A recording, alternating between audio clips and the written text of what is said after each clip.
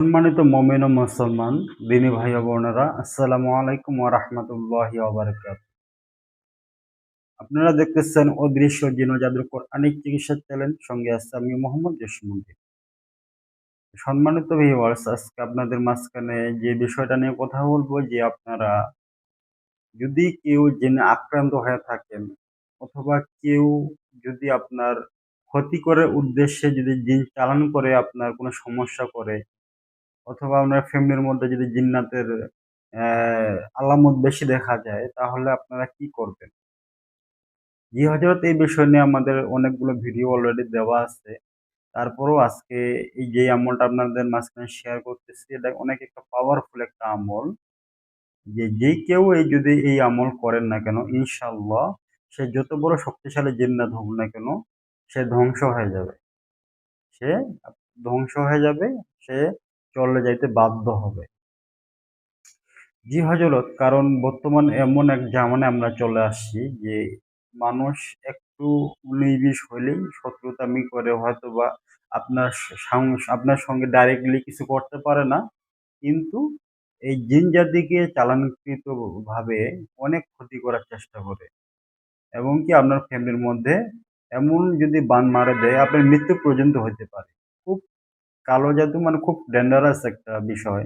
যারা আপনারা ভুক্তভোগী, তারাইও এই জিনিসগুলো আপনারা হয়তোবা বুঝেন যে আসলে চালানকৃত জিন্নাতের কারণে কি কি ক্ষতি হতে পারে। যাই হোক হযরত, যেহেতু সমস্যাটা আপনার সমাধান চাইলে আপনি নিজে করতে পারেন, অথবা আমাদের সঙ্গে যোগাযোগ করতে পারেন। ইনশাআল্লাহ আমরা চিকিৎসা দিয়ে থাকি। আমরা কুরিয়ার যে রোগী যেখানে থাকুক না কেন, আমরা আ রোগ নির্ণয় করে আমরা কুরিয়ার সার্ভিসের মাধ্যমে আমরা তদবির পাঠিয়ে থাকি ইনশাআল্লাহ। তো যাই হোক, আপনি যদি নিজে করেন সবথেকে ভালো হয়। তো আপনি যে ব্যক্তি যিনি আক্রান্ত, আপনি এক কাজ করবেন। প্রতিদিন একটা আমল করবেন। আমলটা হচ্ছে, প্রত্যেক ফরজ নামাজের পর সূরা ফাতিহা ৭ বার তেলাওয়াত করে পুরো শরীলের মধ্যে দম দিয়ে দিবেন। অথবা সূরা ৭ বার, সূরা ফাতিহা ৭ বার পাঠ তেলাওয়াত করার পর হাতের মধ্যে একটা দম দিয়ে দিবেন।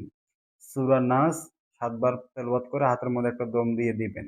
তারপরে সূরা ফালাক ৭ বার পাঠ করে হাতের মধ্যে একটা দম দিয়ে পুরা শরীলটা সুন্দরভাবে একবারে হাত পা পুরা শরীর সুন্দর করে ম্যাসাজ করে দিবেন।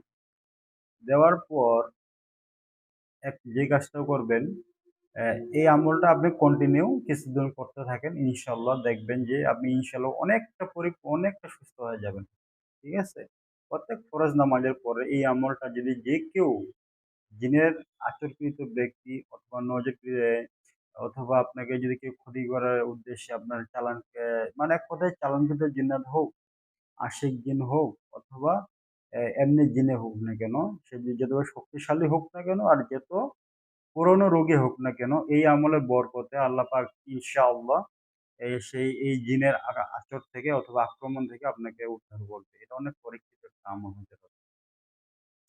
তো আরেকটা আপনার কাজ করতে পারেন, যে সূরা ফাতিহা, সূরা নাস, সূরা ফালাক, এই ৩ টা সূরা আপনারা যেকোনো জাফরান কালি দিয়ে লেখে আপনারা যদি নিজের সঙ্গে রাখেন অথবা কাছে রাখেন, আশা করা যায় ইনশাআল্লাহ কোনরকম জিন্নাতেরা আপনাকে কোনরকম ক্ষতি করতে পারবে না।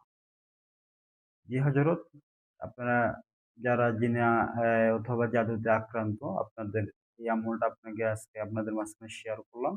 ইনশাআল্লাহ আমল করুন, নিজে উপকৃত হন, এবং কি এই আমলগুলো অন্যকে শেয়ার করে দিন। অথবা যারা এই জিন জাদুতে আক্রান্ত অথবা সমস্যার সম্মুখীন যারা আছে, তাদেরকে এই আমলগুলো আপনারা বলুন।